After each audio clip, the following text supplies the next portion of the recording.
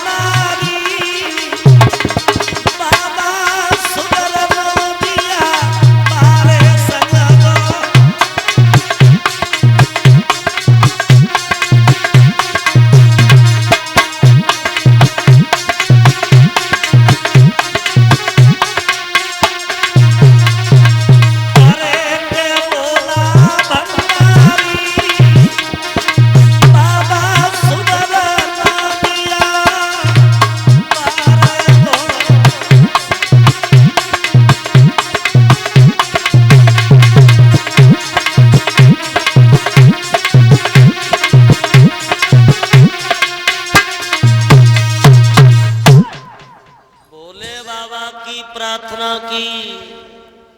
और भोले बाबा एक ऐसे देव हैं कि छड़े रुष्टा छड़े तुष्टा, यानी हाल ही तो नाराज हो जाए और हाल ही प्रसन्न हो जाए। और भोले बाबा ने जाए वरदान दो अटल दिया, तो भोले बाबा बोले अश्वस्थामा से तू मांग ले, क्या मांगना चाहता है? तो अश्वस्थामा बोलो प्रभु एक रात को तुम या शिविर से दूर हो जाओ।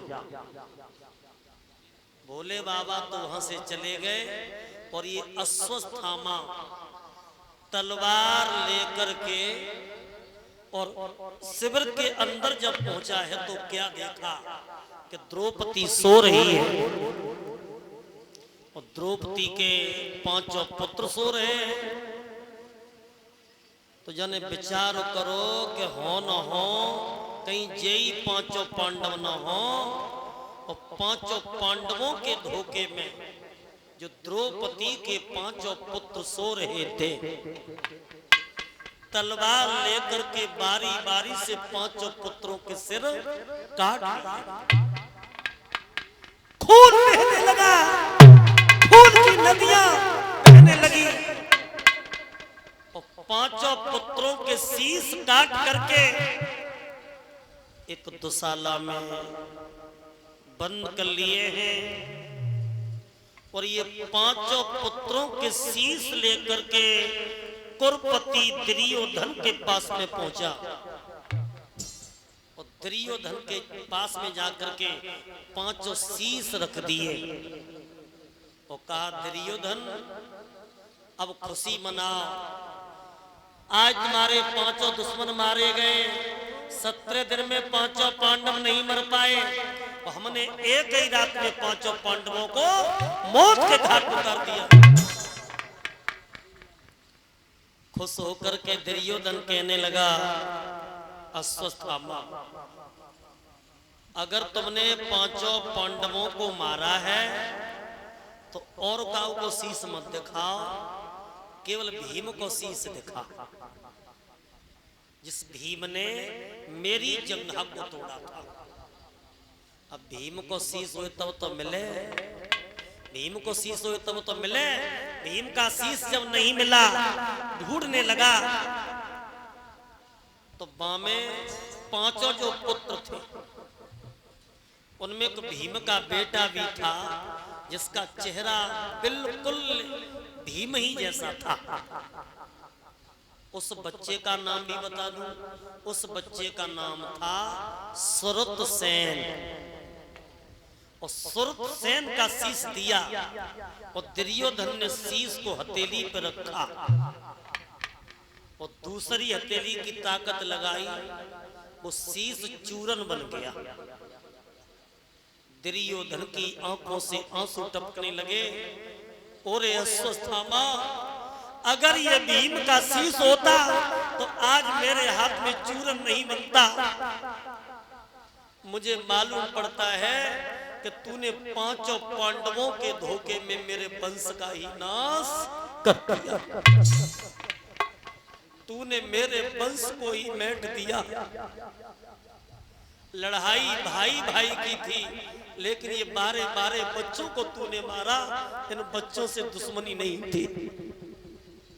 और ये बात सत्य है भाइयों, भैया भैया में कितना भी झगड़ा हो जाए, लेकिन बच्चों से कभी दुश्मनी मत मानना। तूने मेरे भतीजे मारे हैं, अब मेरी भाभी द्रौपदी सुबह जगेगी और जब मैं बच्चा न दिखाई देंगे तो मेरी भाभी का रो रो करके हाल बेहाल हो जाएगा। और पांचों भतीजों के गम में दुर्योधन रोने लगा और रोते रोते दुर्योधन ने उसी जगह पर भाइयों अपने प्राणों को ही छोड़ दिया। बोल गोविंद भगवान की। लेकिन शास्त्र तो कुछ ऐसा बताते हैं कि दुर्योधन की 2 तरीका से मौत भई, सुख में और दुख में। सुख में और दुख में। सुख हो गया था थोड़ी देर के लिए कि पांचों पांडव मारे गए, लेकिन दुख कब हुआ कि पांडव ने 5 पुत्र मारे गए। तो सुख में और दुख में दुर्योधन की मौत। इधर तो दुर्योधन ने प्राण तो छोड़े और उधर मैया द्रौपदी सुबह जगी है और बच्चों को जगाने के लिए आगे बढ़ी तो क्या देखा कि 5 पुत्रों की लाश पड़ी थी, खून बह रहा था।